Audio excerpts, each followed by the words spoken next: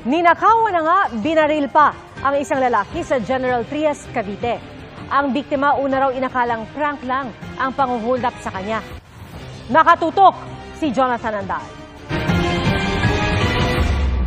Bibili lang daw sana ng kape ang lalaking ito.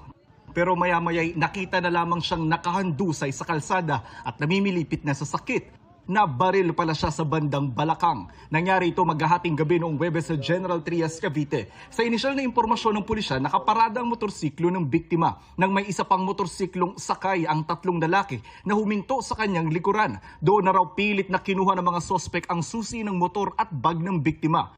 Wallet, cellphone, lahat ng cards niya nandun, o nga ID niya. Pinaril pa siya dito sa may singit. Nakatakas na po yung mga suspect. Then naglapitan yung mga tao.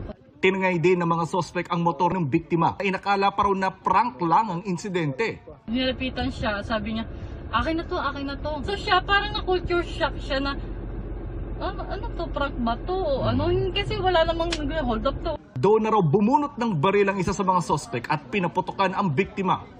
Kasalukuyang nagpapagaling ang biktima matapos operahan. Napuruhan yung pelvic niya, sira talaga, so kailangan talaga ma-hip replacement. Ayon sa General Trias Police, batay sa mga kuha ng CCTV, nakaputing kamiseta at puting helmet ang isang sospek, habang ang dalawang iba ay kapwa naka-jacket. Patuloy na inaalam ang kanilang pagkakakilanlan.